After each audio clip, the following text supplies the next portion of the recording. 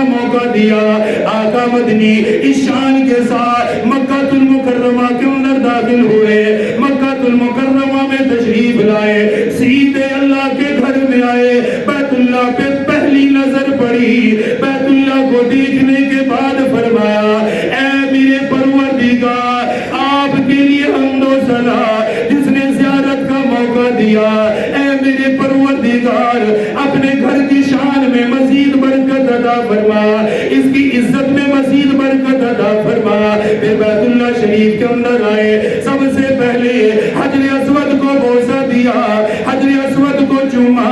چومنے کے بعد آپ نے یہ عمرہ کرنے کے لیے طواف کا آغاز کیا. حجر اسود کا بوسہ دینے کے بعد آپ نے ایک چکر مکمل کیا. پھر حجر اسود کے قریب آئے, دوبارہ پھر بوسہ دیا.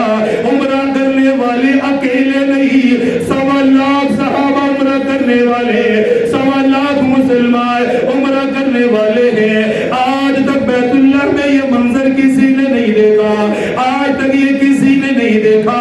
پھر اتفاق بھی کتنا بڑا ہے, بیت المقدس کے اندر 1.25 لاکھ صحابہ نے, 1.25 لاکھ انبیاء نے آپ کی اقتدا میں نماز ادا کی, اور بیت اللہ کے اندر 1.25 لاکھ صحابہ نے آپ کے پیچھے عمرے کا طواف ادا کیا.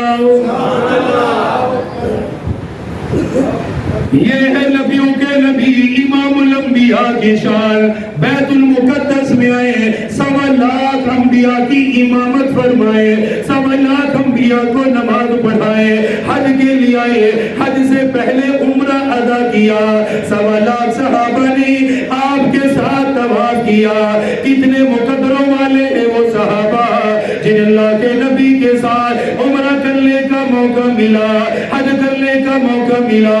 آج مجھے میری شیخ اور پیر و مرشد کے ساتھ عمرہ کرنے کا موقع مل جائے, اپنے مقدر پہ ناز کرتا ہو, اپنے اساتذہ کے ساتھ عمرہ کرنے کا موقع مل جائے, میں اپنے مقدر پہ ناز کرتا ہوں کہ اساتذہ کے ساتھ عمرے کا موقع ملا, اپنے پیر کے ساتھ عمرے کا موقع ملا, اپنے مرشد کے ساتھ اللہ کے گھر کے طواف کا موقع ملا. کتنے مقدروں والے ہوں صحابہ جو نبیوں کے نبی امام الانبیاء کے ساتھ طواف کرنے لگے, اللہ کے گھر کا چکر لگانے لگے. آپ نے 7 مرتبہ طواف کیا, 7 چکر لگائے. چکر لگانے کے بعد مقام ابراہیم پر آ گئے. مقام ابراہیم پر آنے کے بعد قرآن کی آیت کی تلاوت فرمائی. فرمائے لوگوں, اللہ نے قرآن میں فرمایا وَاتَّخِذُوا مِن مَّقَامِ إِبْرَاهِيمَ مُصَلًّى. اللہ کا نبی عمرہ کر کے دکھا رہا ہے, اللہ کا نبی طواف کر کے دکھا رہا ہے. طواف کس طرح کرنا ہے, طواف کرنے کے بعد کیا کرنا ہے. فرمایا میرے صحابہ جب طواف مکمل ہو جائے مقام ابراہیم پر 2 رکعت نفل ادا کر لینا. نفل ادا کرنے کے بعد اللہ کا شکر ادا کرنا. پروردگار آپ کا شکر ہے, آپ نے اپنے گھر میں آنے کا موقع عطا فرمایا. طواف بھی کر رہی ہے, حج کرنے والا تقریباً جب جاتا ہے تو سب سے پہلے عمرہ کرتا ہے. اگر 8 ذی الحجہ سے پہلے جائے تو پھر کیا کرتے ہیں, طواف عمرہ کرتے ہیں. سب سے پہلے عمرہ. ہم یہاں سے پاکستان سے جتنے جاتے ہیں تقریباً مکے جاتے ہیں زیادہ تر, تو سب سے پہلے کیا کرتے ہیں, عمرہ. عمرہ کرنے کے بعد عام طور پہ احرام کھول دیتے ہیں. پھر 8 ذی الحجہ کو حج کا احرام دوبارہ باندھا جاتا ہے. یہ حج کی ایک قسم ہے حج افراد جو ہم کرتے ہیں. ایک حج کی قسم ہے حج قران.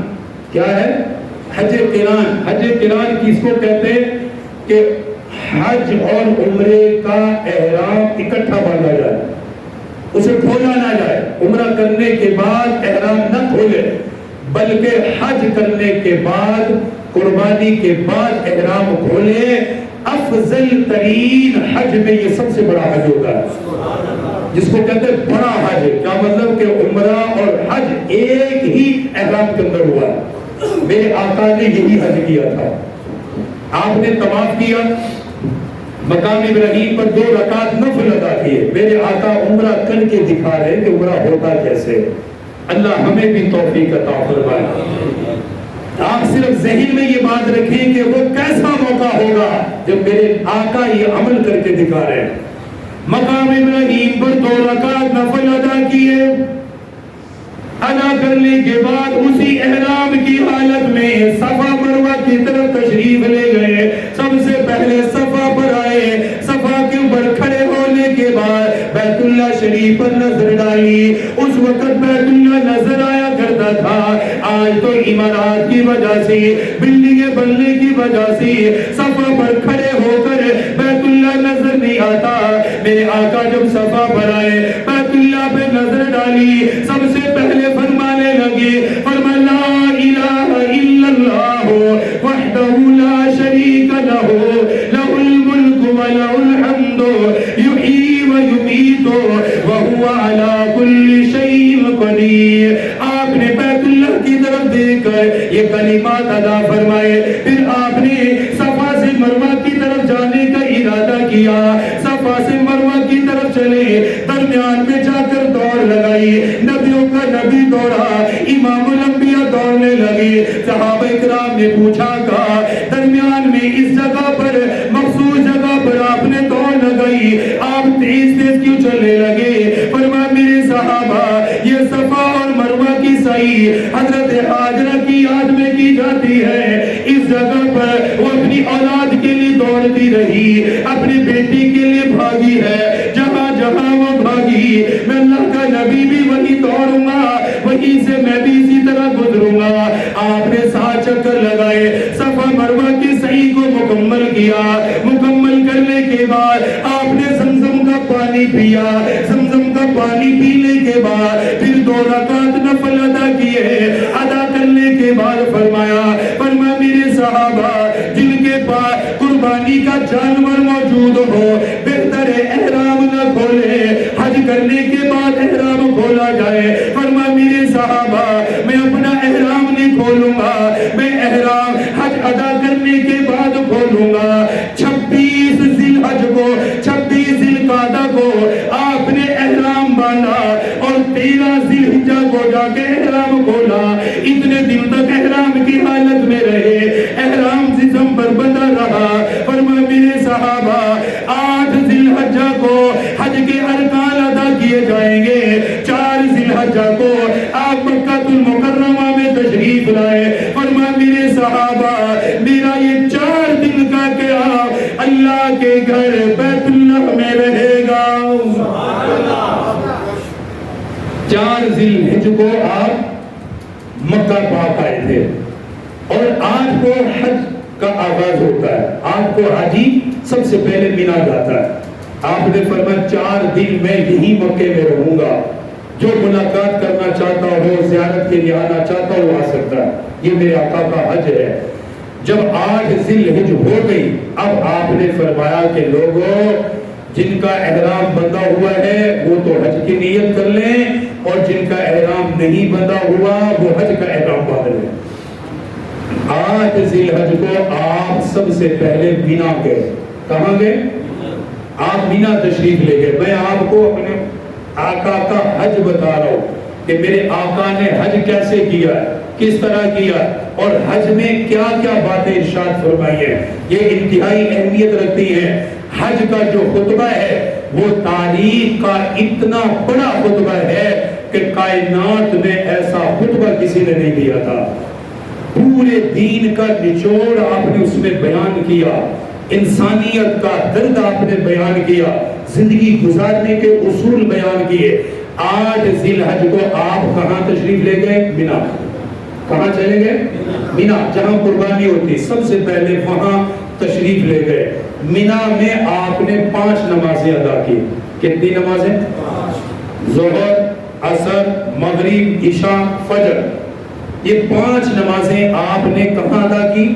مینا کے میدان میں. 8 ذی الحجہ کو جب 9 کی فجر پڑھ لی تو 9 کی فجر کے بعد آپ نے عرفات کا سفر شروع کیا. حج کا سب سے بڑا رکن ہے وقوف عرفہ, اس کے بغیر حج نہیں ہوتا. یہ سن لو, وقوف عرفہ کے بغیر حج ادا نہیں ہوتا ہے. چاہے کوئی کتنا ہی عبادت کرنے والا ہو، جب تک 9 کو فجر سے لے کر مغرب تک اس میں چاہے چند سیکنڈ کے لیے ہی وہاں چلا جائے اس کا حج ہو جاتا ہے. اگر کوئی وہاں اس وقت کے درمیان نہیں گیا، وہ جتنی مرضی محنت کر لے اس کا حج قبول نہیں ہوتا. اس لیے جو حاجی جاتے ہیں ان کو 9 کا خاص یہ نہ کچھ خیمے میں سوئے رہے، غفلت سے پڑے رہے. بہرحال وہاں رہبری ہوتی رہتی ہے، ساتھ ساتھ اعلانات ہوتے رہتے ہیں. تو 9 کو وقوف عرفہ کے لیے کہاں تشریف لائے؟ میدان عرفات میں. میدان عرفات میں جب تشریف لائے، زوال کے بعد آپ نے نمرہ ایک جگہ ہے جہاں ہم نمرہ مسجد ہے، نمرہ مسجد وہاں بنی ہوئی ہے. حج اور عمرے والے لوگ جاتے وہاں زیارت بھی کرتے ہیں، اور وہ حج کے ایام میں کھلتی ہے تقریباً وہ مسجد نمرہ. یہ وہی جگہ ہے کہ جہاں آپ نے حج کا خطبہ دیا تھا، اور آپ یہاں اپنی اونٹنی قصوہ پر سوار تھے. قصوہ پر سوار ہو کر آپ نے حج کا خطبہ دیا تھا. ہم ہر سال سنتے ہیں کہ 9 ذی الحجہ کو امام حج خطبہ دے رہا ہے. سنتے ہیں نا، خطبہ شروع ہو گیا کہ حج کا خطبہ ہو رہا ہے. اس میں وہ حج کے احکام، حج کے فضائل وغیرہ بیان کرتے ہیں. تو یہ میرے آقا کا خطبہ تھا 9 ذی الحجہ کو میدان عرفات میں. کس پہ سوار تھے؟ قصوہ اونٹنی پر. جماعت کتنی ہے؟ 1.25 لاکھ صحابہ کرام. اچھا، ایک سوال دماغ میں ہی آتا ہے کہ لاؤڈ سپیکر تو تھا ہی نہیں. ادھر میرے آقا کھڑے ہیں، 1.25 لاکھ صحابہ ہے. میں یہاں بیٹھا کر سپیکر بند کر دو تو میرے وہ بھائی جو باہر ہیں شاید ان تک میری آواز نہیں جائے گی. یہ میرے آقا کے معجزات میں سے پہلی بات یہ معجزہ تھا کہ میرے آقا قصوہ پر کھڑے ہو کے خطبہ دے رہے تھے، اور 1.25 لاکھ صحابہ آواز یوں ہی سن رہے تھے جیسے ہمارے قریب کھڑے ہو کے خطبہ دے رہے ہیں. جو بیت اللہ کو تعمیر کرے حضرت ابراہیم خلیل اللہ، وہ حج کا اعلان کریں تو عرض کرے پاک پروردگار اعلان سنے گا کون؟ یہاں تو ہے کوئی نہیں. اللہ پاک نے کیا فرمایا؟ میرے خلیل، اعلان کرنا آپ کا کام ہے. آپ کا اعلان صرف زمین پہ نہیں جائے گا، آپ کا اعلان تو میں عالم ارواح میں بھی لے جاؤں گا. حضرت ابراہیم کا اعلان اگر عالم ارواح میں جا سکتا ہے تو میرے پاک پیغمبر تو نبیوں کے نبی امام الانبیاء ہے.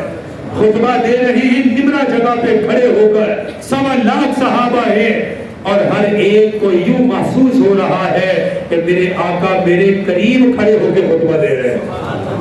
ایک یہ بات ہے. دوسری بات یہ ہے کہ احتیاطاً بیچ میں مکبرین بھی کھڑے کیے گئے تھے. آقا اس خطبے میں ہر بات 3 دفعہ دہرا رہے تھے. کتنی دفعہ؟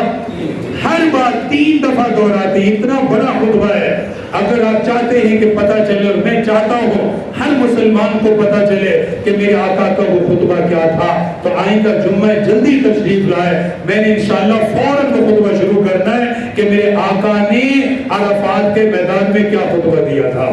سنیں گے تو رونگٹے کھڑے ہو جائیں گے کہ کیسا درد آپ نے امت کے سامنے ظاہر فرمایا.